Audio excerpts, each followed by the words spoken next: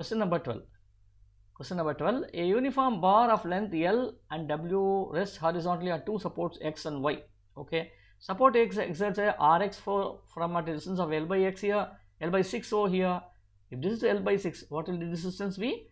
This would be L by 2 minus L by 6, right? What is this now? We'll take the LCM here. 2 3s are 3L minus L is equal to 2L divided by 6, which is equal to L by 3. So this distance is L by 3. This is L by 3. And what is this? This is L by 2.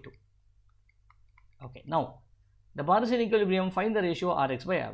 So bar is in equilibrium, which means what? It's horizontal. Now what we'll do is we'll take the moment about this point over here. If I take the moment about this point, for this force, it will be like this over here, right? So which will be given as Rx multiplied by L by 3. The moment of this force about this point would be Ry into L by 2. So both of them should be equal because they are in equilibrium, right? The clockwise, this is your clockwise torque, this is your anti-clockwise torque. Both of them should be the same. So based on this, I can now cancel this L and L. What is that I need? Rx by Ry. So Rx by Ry should now be equal to 3 by 2. That's it.